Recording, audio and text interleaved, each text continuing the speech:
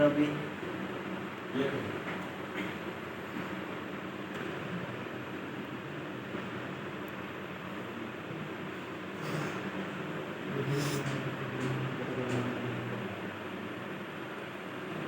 इसको देखिए आप लोग, ये समझ पा रहे हैं?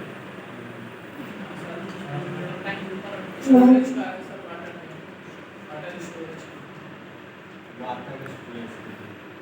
तो इसमें आप लोग थोड़ा गेस कीजिए कि इसमें वाटर स्टोरेज क्या चीज़ से करेंगे आप?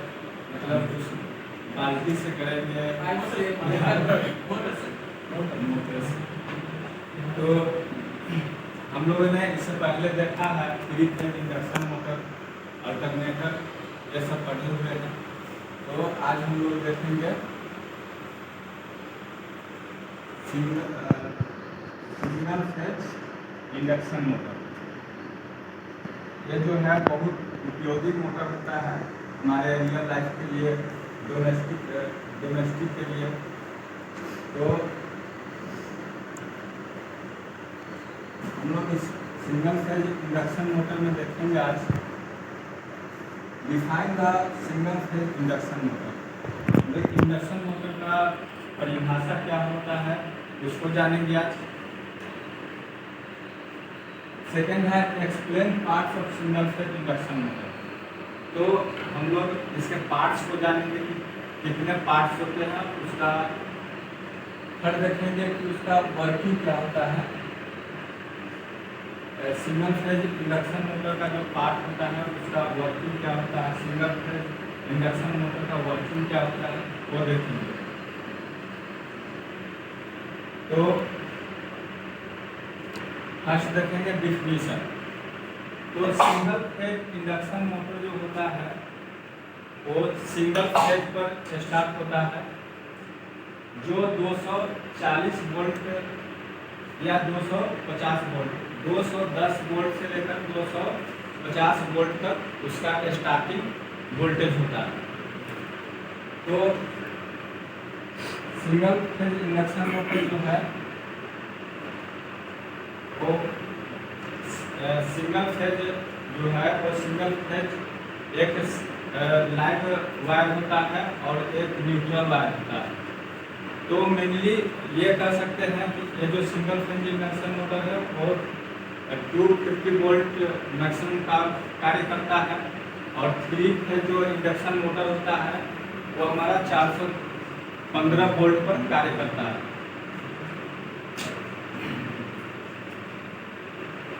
तो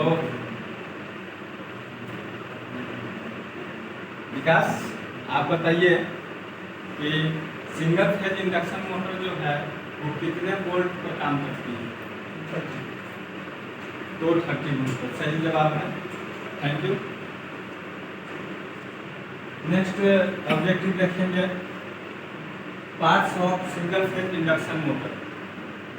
सिंगल फेज इंडक्शन मोटर में क्या क्या पार्ट होता है उसको देखेंगे। स्टेटर होता है, उसके बाद रोटर होता है।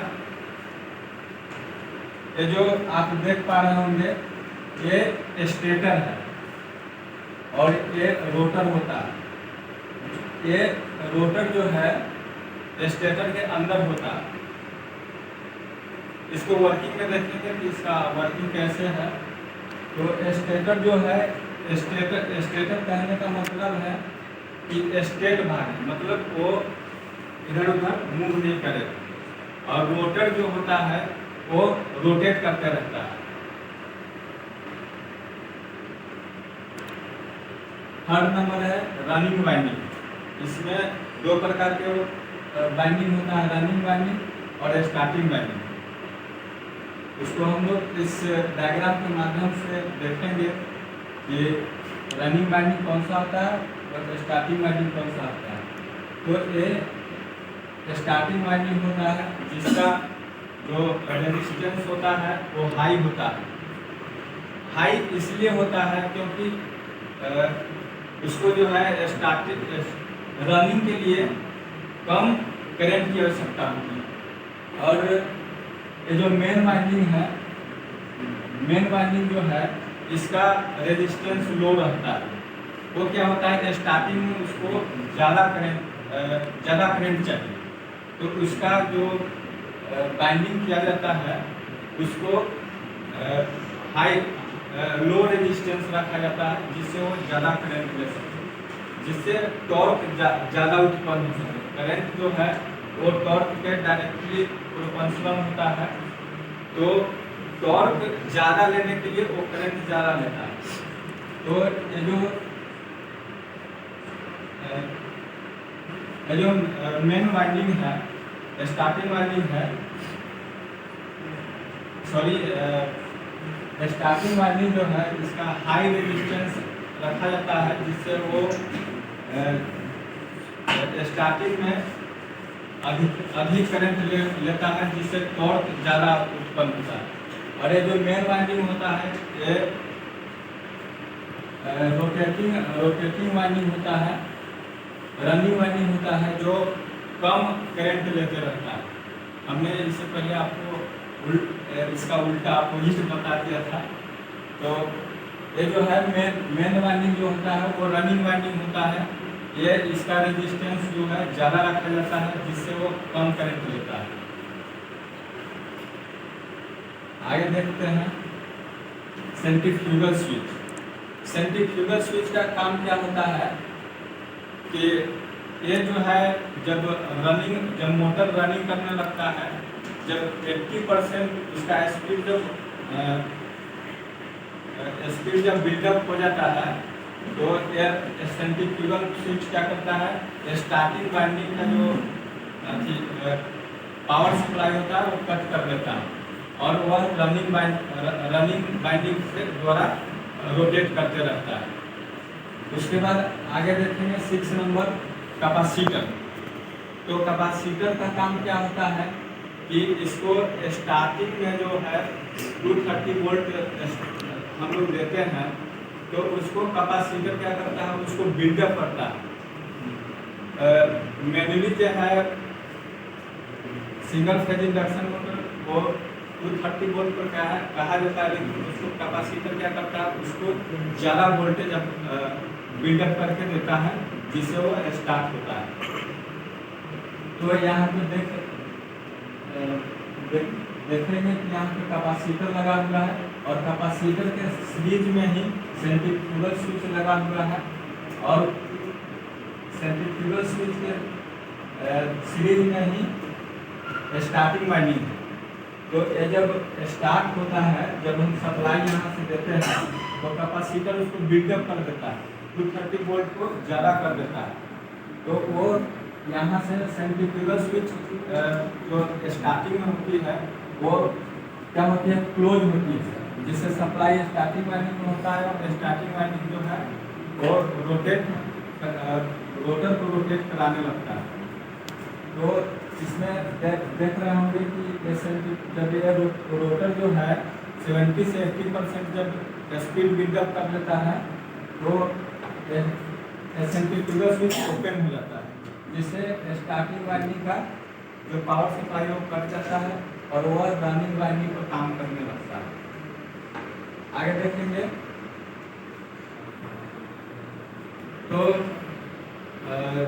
किसी 2 पार्ट का नाम बताइए शिवम। रोटर और स्टेटर। बहुत अच्छा। वर्किंग प्रिंसिपल देखेंगे।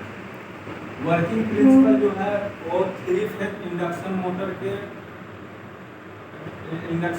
के ही वर्किंग प्रिंसिपल पर काम करता है। ये जो है 3 फेज इंडक्शन मोटर जो है वो फैराडे के नियम पर कार्य करता है, फैराडे का इलेक्ट्रोमैग्नेटिक इंडक्शन। तो उसको हम लोग देखेंगे। फैराडे का इलेक्ट्रोमैग्नेटिक इंडक्शन रूल क्या है कि जब कोई रोटेटिंग फील्ड में हम किसी शॉर्ट सर्किट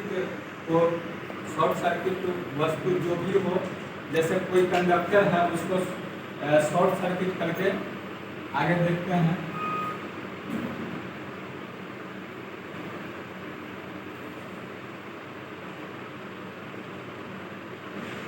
जैसे देख, इसमें जो क्या होता है, शॉर्ट सर्किट वायर को अगर कंडक्टर को अगर रोटेटिंग मैग्नेटिक फील्ड में रखते हैं तो वो शॉर्ट सर्किट जो कंडक्टर है वो रोटेट करने लगता है। तो फैराडे ने यही कहा था कि जब किसी short circuit rotating magnetic field में हम किसी शॉर्ट सर्किट कंडक्टर को रखते हैं तो वो रोटेट करने लगता है। तो उसी पर हमारा सिंगल फेज इंडक्शन मोटर और 3 फेज इंडक्शन मोटर उसी फैराडे के फर्स्ट लॉ के अनुसार ही काम करता है। तो इसमें आगे देखेंगे,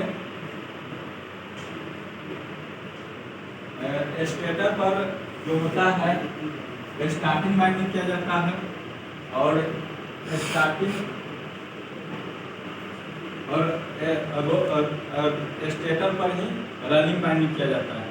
तो ये क्या करता है कि जब हम सिंगल फेज इंडक्शन मोटर है तो आप लोग समझ पा रहे होंगे कि सिंगल फेज इंडक्शन मोटर जब हम सप्लाई देंगे तो वो अपने आप रोटेट नहीं कर पाएंगे, क्योंकि वो रोटेटिंग मैग्नेटिक फील्ड ना बनाकर पल्सेटिंग मैग्नेटिक फील्ड बना लेती है। तो पल्सेटिंग मैग्नेटिक फील्ड क्या होता है कि वो जैसे एक ये हम रोटेटिंग मैग्नेटिक फील्ड में इसको रखते हैं पल्सेटिंग मैग्नेटिक फील्ड में, तो इसको क्या होगा कि पहले तो ये समझते हैं कि sine wave, AC sine wave जो होता है वो पहले पॉजिटिव जाता है, फिर नेगेटिव जाता है, फिर पॉजिटिव फिर नेगेटिव होता रहता है। तो उसमें क्या होता है पल्सेटिंग, उसको पल्सेटिंग वेव कहते हैं। तो एक क्या करेगा कि जब हम इसको रखेंगे यहाँ पे पहले यहाँ पे देखेंगे, यहाँ पे देखेंगे कि जब इस रोटर को अंदर यहाँ पे अंदर रखेंगे तो ये क्या होता है कि यहाँ पे स्टेटर में रोटेटिंग मैग्नेटिक फील्ड जनरेट होता है, तो ये सिंगल फेज जनरेट नहीं कर पाता, ये पल्सेटिंग फील्ड जनरेट करता है। तो क्या होता है कि उसका जो पल्सेटिंग फील्ड है वो रोटर को इधर से कभी पहले पॉजिटिव इधर धकेले उसको धक्का देगा, फिर निगेटिव इधर धक्का देगा, तो वो दोनों बैलेंस करते रहेगा। बैलेंस करते रहेगा तो वो रोटर रोटेट कर नहीं पाएगा। तो इसमें क्या होता है कि हम लोग दो तरह के वाइंडिंग करते हैं, रनिंग वाइंडिंग और स्टार्टिंग वाइंडिंग। तो ये क्या करता है कि दो प्रकार के ये मैग्नेटिक फील्ड उत्पन्न करता है, जिससे क्या होता है कि मोटर रोटेट करने लगता है।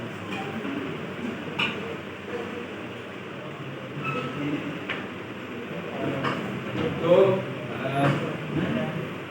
चंदन बताओ कि जो है मोटर जो है पल्सेटिंग फील्ड में रोटेट करता है या नहीं? मोटर जो है रोटेटिंग नहीं करता है, क्योंकि वो निगेटिव पॉजिटिव इधर इधर ऐसे ऐसे मतलब वो हमिंग जैसा करता है। तो आगे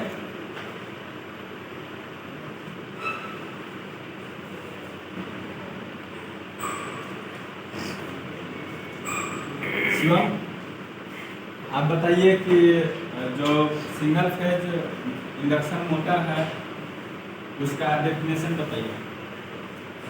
इंडक्शन मोटर 220 वोल्ट पे काम करती है और सही। सिंगल फेज इसमें दो डायरेक्ट लाइट करेंट और पार्ट होते हैं वो स्टेटर है। सही जवाब है, शिवम ने सही जवाब दिया कि जो सिंगल फेज इंडक्शन मोटर होती है वो 230 वोल्ट पर कार्य करती है।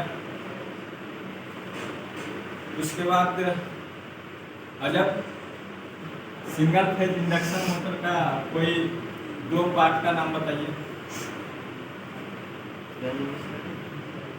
तो थैंक यू, अजब ने सही बताया। इसका जो दो पार्ट होता है, सेंट्रीफ्यूगल स्विच होता है और कैपेसिटर होता है।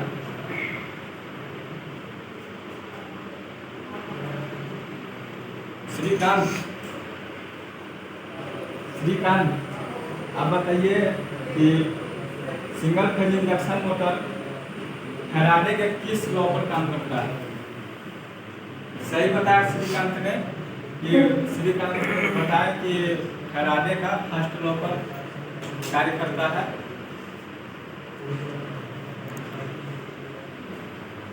तो आज हम लोगों ने देखा कि सिंगल फेज इंडक्शन मोटर जो है उसका परिभाषा देखे हैं कि सिंगल फेज इंडक्शन मोटर जो होता है 230 वोल्ट पर कार्य करता है।